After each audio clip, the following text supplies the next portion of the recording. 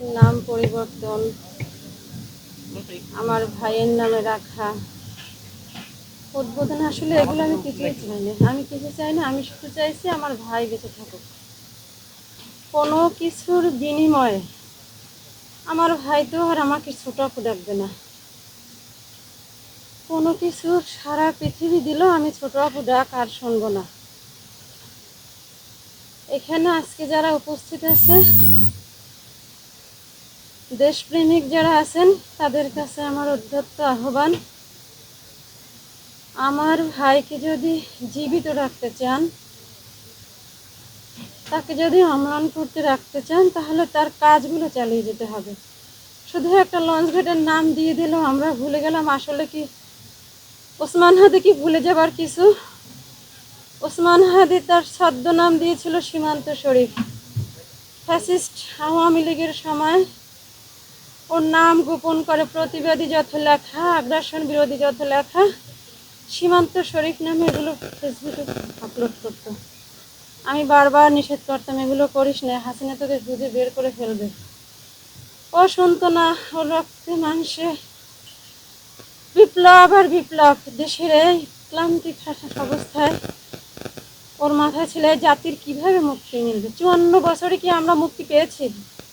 কেউ বলতে পারবে যে আমরা 71-এ মুক্তি পেয়েছি? আমাদের আজাদি লড়াইটা শুরু হয়েছিল সেই 1757 সালে। আমরা ঢুকে গেলাম একটা দুঃশাসনের মধ্যে, ব্রিটিশের মধ্যে ঢুকে গেলাম। সেই যে মির্জাফরেরা সেই 1757 সাল থেকে মির্জাফরি শুরু করলো, সর্বশেষ আমার ওসমান হাদিকে খুঁয়ে দিয়ে এখন ওরা শান্ত নাই। এটা কি ওসমান হাদিকে মেরে ফেললো? বাংলাদেশকে মারলো। বাংলাদেশকে আরো 1000 বছর পিছিয়ে দিত। আমরা বাংলাদেশপন্থী রাজনীতিবিদ চাই এখানে। আমার বাংলাদেশের স্বাধীন সার্বভৌমত্ব রক্ষা করতে চাই। আমার বাংলাদেশের স্বাধীন সার্বভৌমত্বের উপর যে আঘাত আনবে, সে যত বড় ক্ষমতা সম্পন্ন হোক, এই বাংলাদেশ প্রেমীরা জনগণ তাকে টেনে হিঁচড়ে নামাবে। আপনারা পারবেন না, পারবেন না আপনারা এই কাজটা। আপনারা কি ক্ষমতাকে ভয় পান?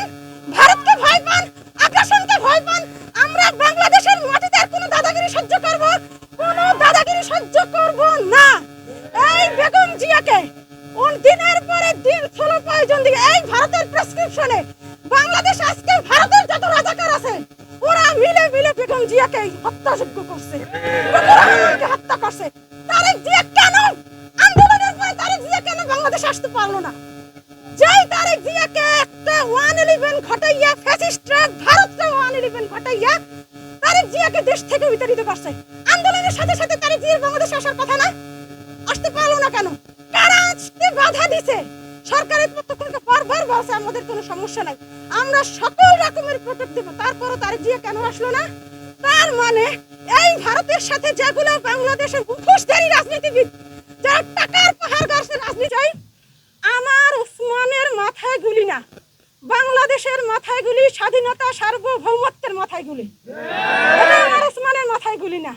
এবং আজকে আপনার দলের লোকেরা যারা ওসমান মির্জা ফখরুল সাহেব আমার ওসমানের নামই জানে না, সারা বিশ্ব আমার ওসমান হাদির নাম জানে, মির্জা ফখরুল জানে না। তার মানে কি? মির্জা ফখরুল যদি বয়সের ভারে আমার ওসমানের নাম না জানে, তাহলে সে কিভাবে এমপি ইলেকশন করবে? তাহলে সে জনতার দায়িত্ব কিভাবে নেবে? এই নমিনেশন থেকে তাকে বাদ দিতে হবে। আর যদি সে ইচ্ছাকৃতভাবে ভারতের মদত পুষ্ট হয় কারোর সাথে নেগোসিয়েশন করে যে আপনি ওসমানের নামই বলবেন না, একটা এমন একটা ভান ধরবেন ওসমান ছিল যেন একটা কি, আপনি এটা করবেন, তাহলে ওকে বাংলাদেশে রাখার কোনো ক্ষমতা কোনো দলের নাই। তাকে জনগণ তাকে নামাই দেবে। তো নতুন এবং ফিরে আসা গ্রাহকদের জন্য নগদে চলছে ক্যাশব্যাক সহ প্রতিদিন হাজারো উপহার জেতার সুযোগ। হবে আশা আর ফেরা, সারপ্রাইজ সেরা।